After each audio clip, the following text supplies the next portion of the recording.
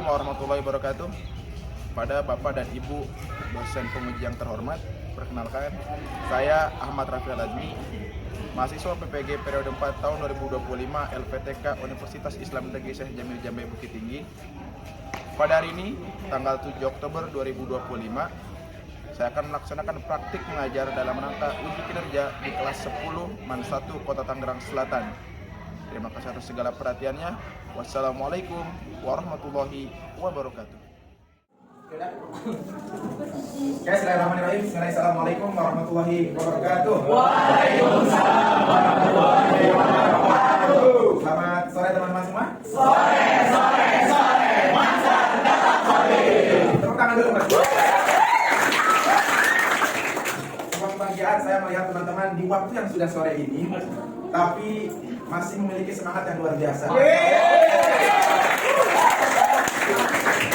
Oke, sebelumnya saya ingin mengecek kehadiran teman-teman semua dulu. Bagi yang namanya saya sebutkan, bilang hadir ya. Hadir, berpatinya hadir. Asadel, Hadir. Aura Fatihah, Erul Hisham, Cika, Pak Sofol Ain, Farah Hibah, Faras, Alma Putri, Kamis, Bilal, Hadir. Bilal luar biasa sekali. Izudin, Hadir. Jihan, Kesha, Kesha sakit? Kita doakan semua Kesha cepat sehat ya. Lintang, Dabran, Marsha, Jafas, Nadia, Daidan, Nashwa, Novi, Rafi, Hadir. Raihan Dimas, Raisa, Zaida, Salsa, Serena, Syafiq, Tania. Mari sama-sama kita doakan semoga Tania lekas sehat kembali. Tasya, Tiara. Oke, sebelum kita memulai pembelajaran, tolong fokus dipimpin untuk berdoa. Baik semua, di sore hari ini sebelum kita memulai pembelajaran saya kita, mari kita baca doa perpasangan terlebih dahulu. Berdoa dalam hati masing-masing, berdoa dimulai. Baik, selesai memberi salam. Assalamualaikum warahmatullahi wabarakatuh. Waalaikumsalam warahmatullahi wabarakatuh. Terima kasih Fadli sudah memimpin doa pada pagi hari ini. Semoga doa yang dipanjatkan menjadi keberkahan untuk kita dalam pembelajaran. Amin. Oke, sebelum kita lanjut kepada pembelajaran pada hari ini, saya ingin menanyakan dulu kepada teman-teman semua. Ada yang masih ingat nggak apa pembelajaran di bab sebelumnya? Oke, coba saudara Rafid. Apa makna Asmaul Husna Al-Karim? Al-Karim artinya maha Al-Karim artinya maha mulia. Oke, betul, tepuk tangan. Coba saudara Tasya. Saudari Tasya. Apa makna Asmaul Husna Al-Hafiz? Oke, betul. Oke, untuk materi selanjutnya kita akan membahas seputar beberapa akhlak terpuji. Sebelum itu, tujuan pembelajaran yang akan kalian pelajari adalah yang pertama, kita akan mempelajari definisi dari sikap, hikmah, ifah, syaja'ah, dan juga adalah. Lalu kita juga akan mempelajari tentang bentuk, keutamaan, serta dalil dari sifat hikmah, ifah, syaja'ah, dan juga adalah. Sebelum kita mulai, saya ingin menanyakan kepada teman-teman semua. Jika di dalam sebuah permasalahan terdapat dua orang yang sedang berselisih, dua orang tersebut memiliki keras kepala, tidak bisa saling mengalah. Kira-kira menurut kalian bagaimana cara menyelesaikan masalah dalam permasalahan dua orang tersebut? Ada yang bisa menjawab? Kira-kira seperti apa cara mereka menyelesaikan masalah tersebut? Silakan saja. Menurut saya ditanya ke kedua belah pihak masalahnya apa penyebabnya, lalu menurut mereka gimana sih solusinya biar bisa selesaikan masalahnya. Oke, terima kasih, tepuk tangan buat saya. Lalu, misal, saya akan memberikan sebuah contoh lagi. Zaidan jalan di tengah malam. Di tengah perjalanan, Zaidan bertemu dengan Zafran dan juga Rafiq sedang meminum anggur merah. Ini contoh ya Zafran dan Rafiq. Saya yakin kalian adalah anak-anak yang soleh. Nah, ketika mereka berjalan, Zafran dan juga Rafiq menawarkan amal tersebut kepada saudara Zaidan. Kira-kira bagaimana reaksi kamu Zaidan terhadap hal tersebut? Apakah kamu ikut join dengan mereka? Yang tampaknya sangat nikmat sekali mereka. Atau kamu malah mencoba menghindarinya? Gimana? Kenapa kamu hindari? Oh, anggur merah itu haram. Betul kan? Anggur merah itu haram? Oke, terima kasih tepuk tangan buat. Oke. Itu sebagai pemantik, bahwasanya kita akan nanti membahas seputar perbuatan-perbuatan tersebut dalam pembelajaran hari ini. Sebelum itu semua, saya ingin tanya kepada kalian, adakah yang kalian ketahui seputar akhlak? Ada yang tahu di sini? Apa itu akhlak? Apa? Perilaku. Masih ada lagi yang lain? Sikap. Ada lagi yang punya pendapat lain? Perilaku, sikap. Di sini tadi ada perilaku. Lalu ada sikap. Apa? Ada. Jadi akhlak itu sama dengan 3 aspek ini. Secara definisi, saya akan coba menjelaskan. Menurut Ibnu Miskawai, akhlak itu adalah halun.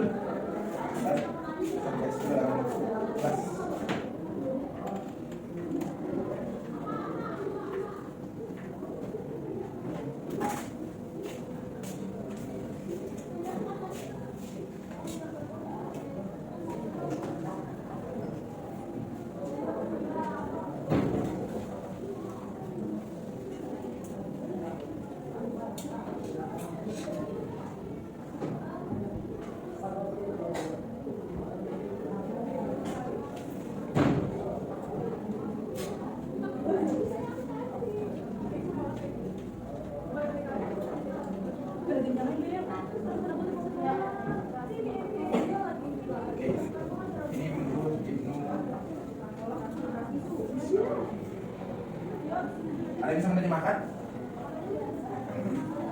Jadi akhlak di dalam kitab Ibnu Miskawai, di dalam kitab Tahzibul Akhlak karya Ibnu Miskawai dijelaskan bahwa akhlak adalah halun li nafsi da'iyatun ila af'aliha min ghairi fikrin wa rabiyatin. Bahwa akhlak adalah halun, suatu keadaan atas diri seseorang, da'iyatun ila af'aliha, yang menggerakkan seseorang terhadap sebuah perbuatan min ghairi fikrin wa rabiyatin, tanpa dipikirkan dan tanpa dipaksa.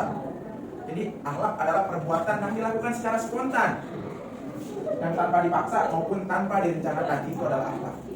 Basically, jadi sebetulnya segala yang kita lakukan sehari-hari itu sudah menjadi akhlak diri kita. Misal, Padli bangun jam 4 pagi setiap hari, itu adalah akhlaknya karena itu sudah mendarah daging dalam diri dia. Seperti itu.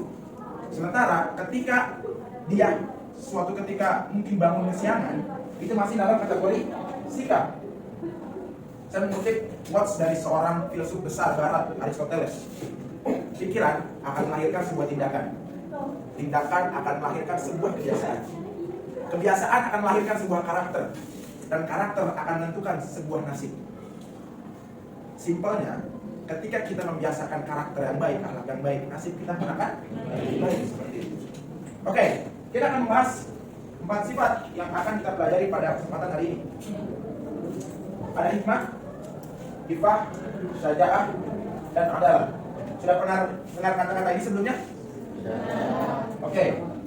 Saya akan mencoba jelaskan satu persatu. Yang pertama, hikmah. Hikmah atau kita bisa mengenalnya dengan bijaksana. Kalau teman-teman mendengar kata bijaksana, biasanya siapa penegak hukum yang paling identik dengan hikmah ini? Presiden, hakim. Ada lagi yang lain? Polisi. Ada lagi yang lain? Apakah kiranya diri kita perlu tidak punya sikap ini? Oke. Hikmah atau bijaksana adalah keadaan jiwa kita yang dimana kita bisa mengetahui antara yang hak dan yang batil. Ketika ada hikmah dalam diri kita bisa membedakan mana perbuatan yang benar dan mana perbuatan yang salah, seperti itu. Baik dalam perkataan, perbuatan maupun tindakan kita. Sebagaimana yang terdapat maktub dalam surat Al-Baqarah ayat 269. Jadi teman-teman bisa eksplorasi ayat tersebut di dalam Al-Quran kita masing-masing. Ada 3 bentuk dari sifat hikmah ini. Yang pertama, pastinya mendidik kita disiplin. Dengan kita punya perilaku yang baik, kita punya mentalitas yang baik untuk membedakan yang benar dan yang salah, kita akan disiplin. Yang pasti kita akan melaksanakan kewajiban. Dan yang terakhir, kita akan bersikap adil. Seperti itu. Ketika seseorang tidak memiliki sikap hikmah, tapi secara fakta, hari ini banyak sekali kasus yang luar biasa. Tidak sinkronnya sistem perhukuman di negara ini. Ada seorang ibu-ibu mengambil sebatang kayu tapi dihukum 6 tahun penjara. Sementara ada seorang koruptor yang korupsi 271 triliun. Tapi ada yang tahu dia dihukum berapa tahun? 6 tahun. Apakah sebatang kayu setara dengan 271 teh? Apakah sifat tersebut mencerminkan bijaksana? Jadi perlu kita itu memiliki sikap adil dalam hidup kita. Oke. Selanjutnya, ada 3 keutamaan sikap hikmah. Yang pertama, memiliki rasa percaya diri yang tinggi. Yang kedua, konsisten antara perkataan dan perbuatan. Dalam Islam tidak dikenalnya dengan kabul makna. Jangan sampai kita berkata, tapi kita tidak melakukan. Itu sangat tidak baik dalam perbuatan. Dan yang ketiga, selalu berpikir positif. Seperti itu. Ketika seseorang itu memiliki sifat hikmah dalam hidupnya, sebisa mungkin dia berpikir positif ke depan. Bisa membedakan antara yang benar dan juga yang salah. Seperti itu. Oke, sampai sini ada yang pertanyaan? Jika ada yang pertanyaan, saya akan skip dulu sebelum kita lanjutkan ke selanjutnya. Udah? Kita lanjut ya. Yang kedua, ada ifah. Pada dengar kalimat ini sebelumnya? Asing mungkin ya. Ifah ini mungkin bahasa lainnya itu adalah waro. Waro itu artinya hati-hati. Dan ifah adalah kita bisa menjauhkan diri dari perbuatan yang haram. Kita bisa menghindarkan diri kita dari segala perbuatan haram. Sebagai contoh tadi yang Zaidan. Suatu ketika tadi Zafran dan juga Rafid mengajak Zaidan kepada perbuatan yang haram. Zaidan dan Rafid mengajak misal pergi ke sebuah diskotik, party mereka, minum amer, pergi ke Bali terbang, berangkat ke Atlas, mau melihat cewek-cewek dengan bikini party. Tetapi Zaidan dengan keimanan yang teguh, dia tidak sama sekali tergiur. Gitu, begitu Zaidan. Atau kamu malah astagfirullah mantap?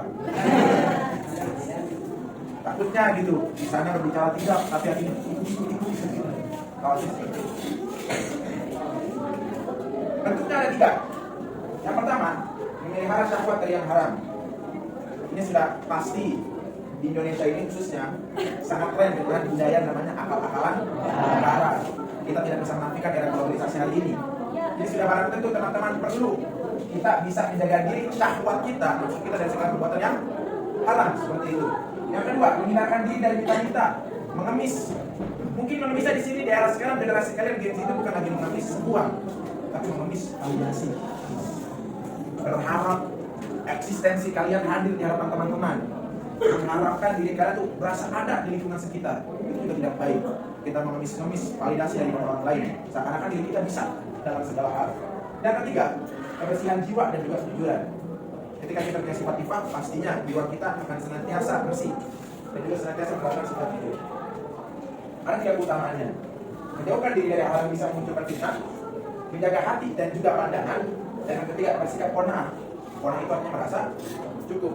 Kadang-kala banyak orang padahal hartanya sudah luar biasa banyak, kenikmatan sudah mereka punyai, tetapi mereka tidak merasa cukup. Terkadang parameter kebahagiaan itu bukan diukur dari sebanyak apa harta yang kita miliki, tapi tentang bagaimana cara kita menyikapi apa yang telah kita punya. Seperti itu. Karena bahagia itu sederhana.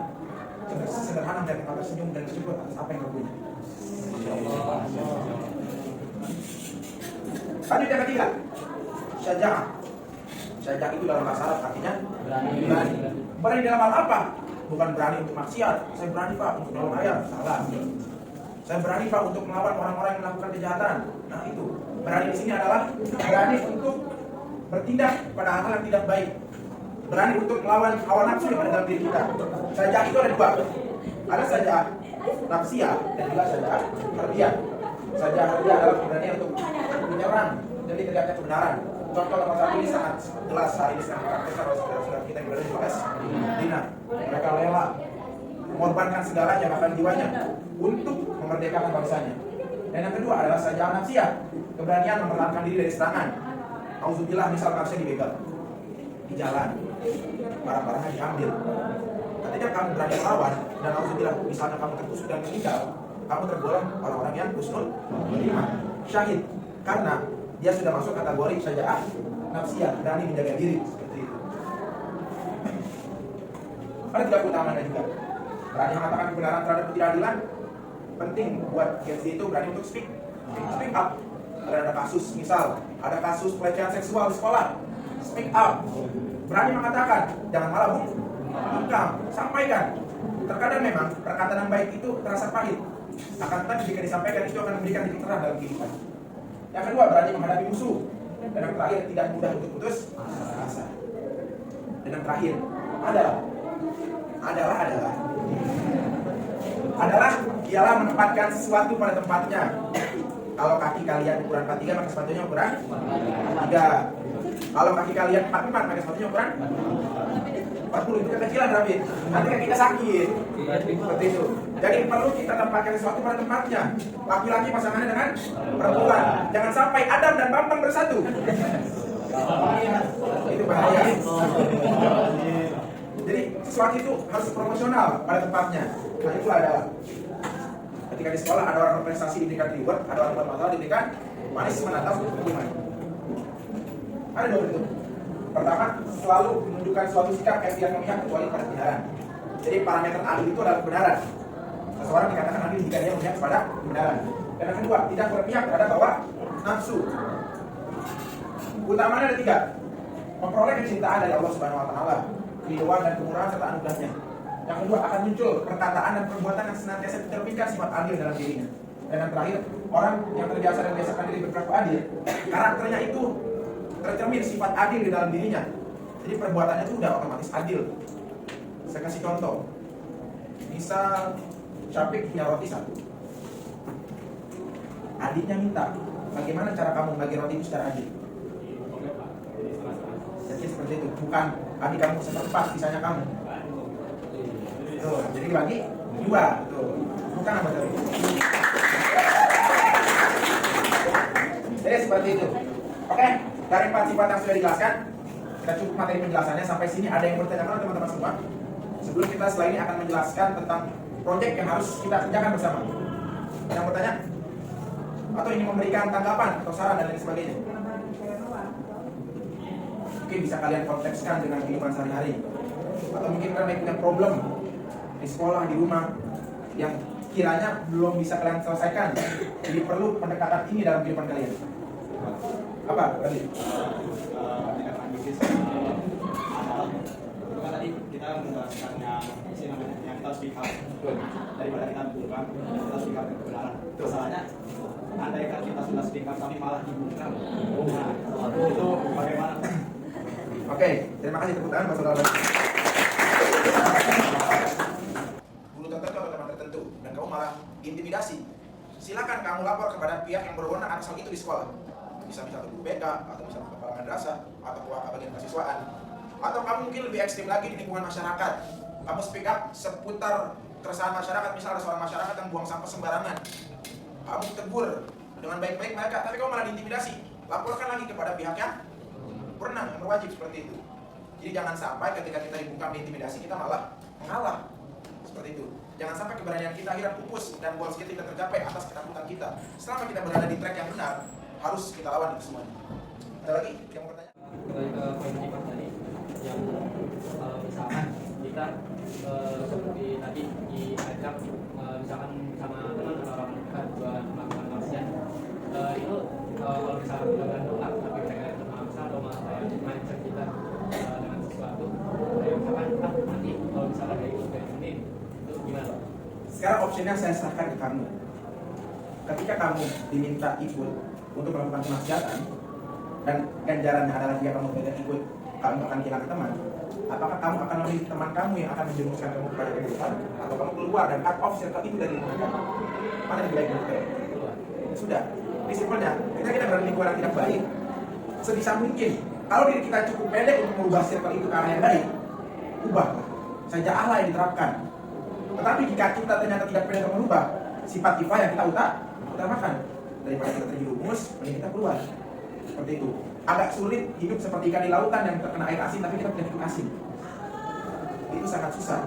Jadi perlu barrier yang kuat dalam diri kita untuk memfilter itu semua. Oke. Selain ini teman-teman, saya akan bagi kalian pada 4 kelompok. Kita akan role play. Saya akan bagi 4 materi ini pada 4 kelompok. Teman-teman nanti bisa memvisualisasikan, mendramakan, merole play dengan berbagai peran untuk menjelaskan tentang sifat hikmah, kifah, sajal, dan adalah ini dalam bentuk permainan peran. Bisa dimengerti semuanya? Paham itu? Saya akan coba membagi kelompoknya.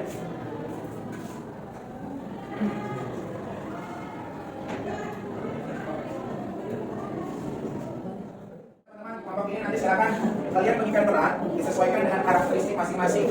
Jika teman-teman yang merasa agak introvert, silakan teman-teman bisa berbagi peran yang mungkin tidak memerlukan banyak peran, tidak memerlukan banyak bicara seperti itu. Kalau teman-teman merasa dirinya cukup audio, suka berbicara, silakan menjadi narator. Silakan bagi peran sesuai dengan karakteristik kalian masing-masing. Bisa mengerti semuanya? Oke, silakan teman-teman boleh diskusi. Saya berikan waktu 15 menit sesuai dengan kelompok masing-masing.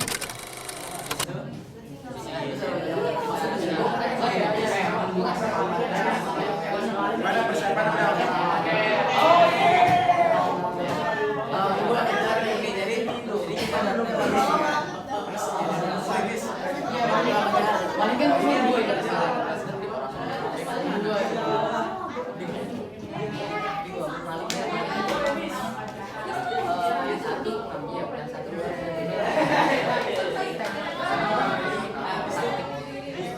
Terus habis itu pokoknya Ijam pahlawan ya ntar apa namanya dompetnya Ada apa-apa cuma membaik. Sama-sama ada kali sama-sama sama yang diri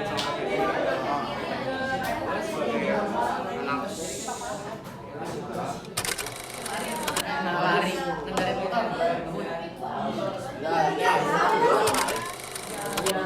kayak maling aja udah mulai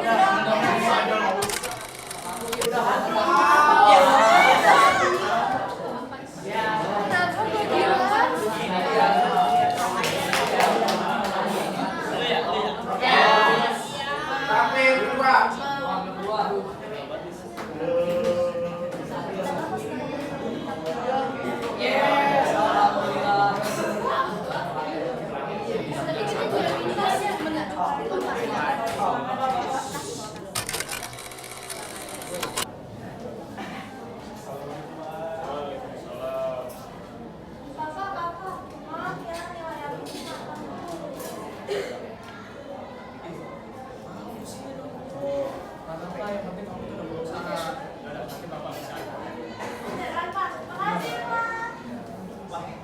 Aku dapat nilai ini 95, Pak. Gila.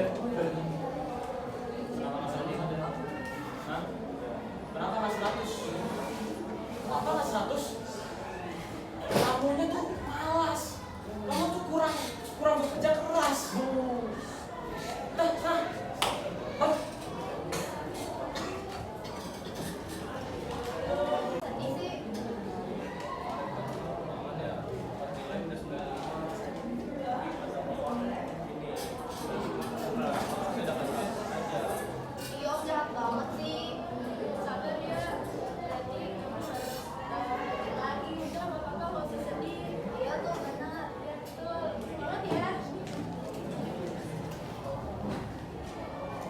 Lalu, sesampainya di rumah, Tasya dan Najwa menceritakan kejadian Syafiq ke ayahnya.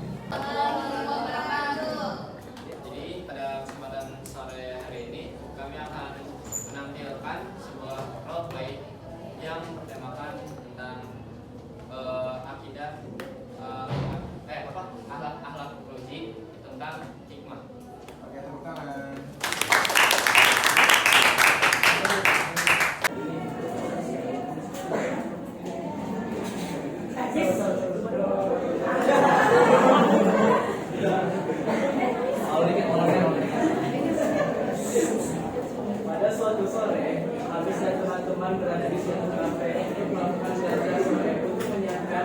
diri pada menyiapkan untuk ulangan pada esok hari. Habis. Capek. Kita lagi belajar banyak teknologi besok. Ngurusin, ngapain sih? Kan di kafe, ngopi lah boy.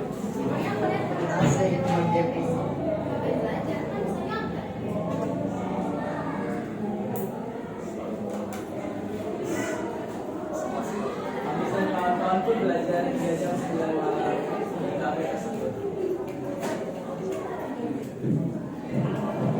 Miss, betul gila nih. Hari kita.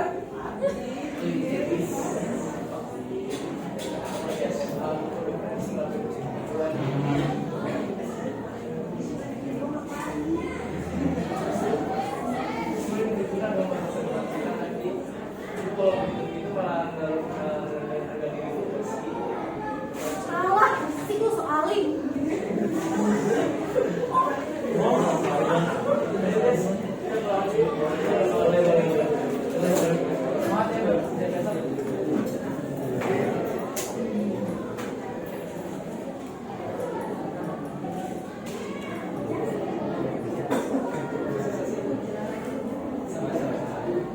Sehingga dan kawan-kawan pun menuju ke klub malam untuk melakukan mandi.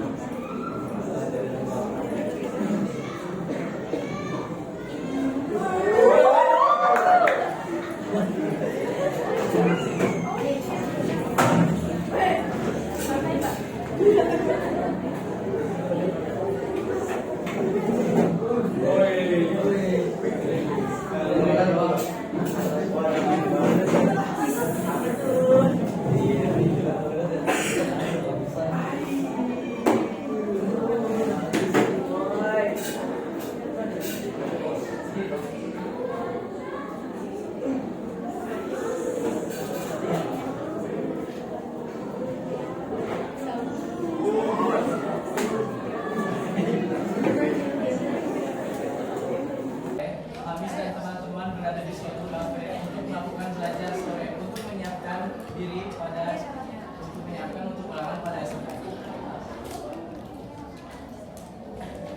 Habis. Capek ngapain? Ini lagi belajar banyak yang ujian besok. Ngurusin, ngapain sih? Kan di kafe, ngopi lah boy.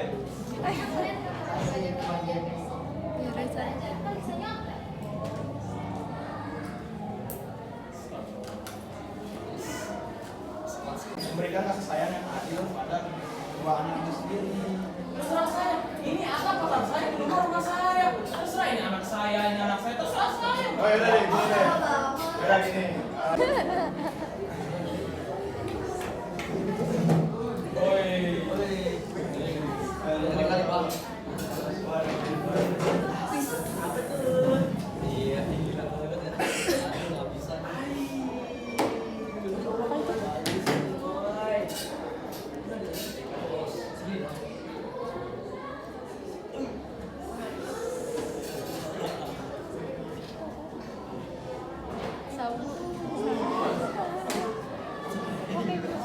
Penampilan rope teman-teman. Gimana tadi penampilan teman-teman bagus-bagus nggak?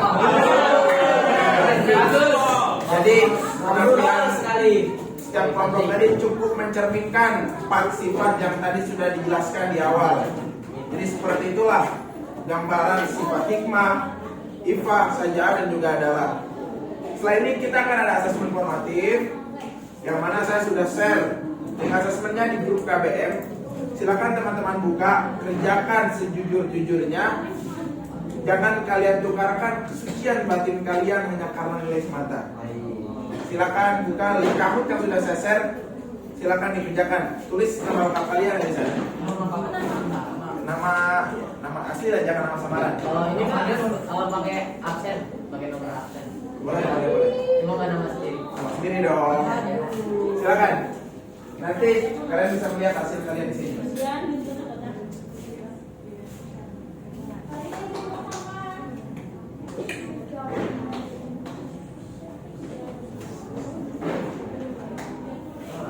kan.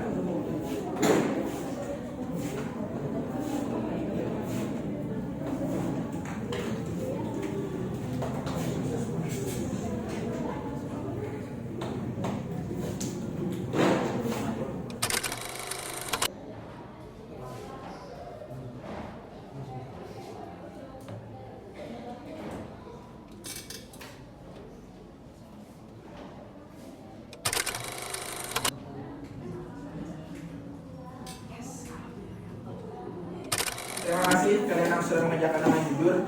Itu gambaran soal-soal yang sudah dikerjakan.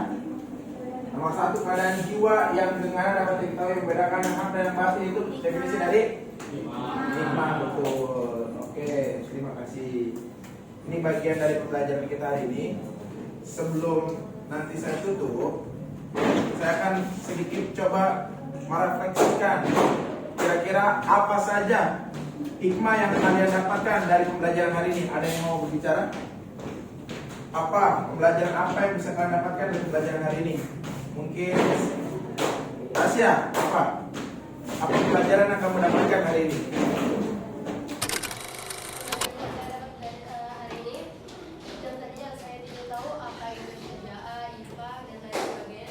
Jadi setelah itu saya menjadi tahu apa yang perlu kita tinggalkan dan kita perlu lakukan. Oke, tepuk tangan untuk Tasya. Coba sedang, apa hikmah yang kamu dapatkan dari pembelajaran hari ini? Saya dapat pelajaran hari ini yaitu mengenai sifat-sifat baik yang harus diterapkan di dalam akhlak sehari-hari. Oke, tepuk tangan untuk kita. Lagi saya akan mencoba biar semuanya berbicara. Saya mencoba besar link Mentimeter kepada kalian semua. Nanti silakan diisi ya.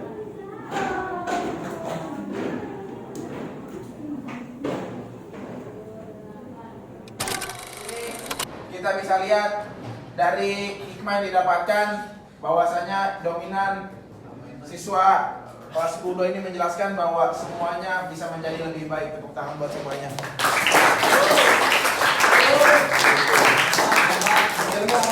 Oke, alhamdulillah alamin. Kita telah melaksanakan pembelajaran pada hari ini. Teman-teman juga semua telah menulis refleksi pembelajaran. Mulai tadi saya tanyakan langsung kepada individu kalian dan juga sudah kalian isi melalui Mentimeter tadi. Semoga kita semuanya mendapatkan pembelajaran yang bermanfaat pada hari ini. Untuk mengakhiri pelajaran pada hari ini, mari kita tutup dengan sama-sama baca Alhamdulillah. Dan juga kita tutup dengan doa kafaratul majlis. Subhanallahumma wa bihamdika asyhadu an la ilaha illa anta astaghfiruka wa atubu ilaik. Oke, jangan lupa untuk selalu tersenyum dan bahagia semuanya, karena dari sebuah senyuman nantinya akan dari sebuah kebahagiaan. Kurang lebihnya mohon dimaafkan. Wassalamualaikum warahmatullahi taala wabarakatuh. Waalaikumsalam warahmatullahi wabarakatuh.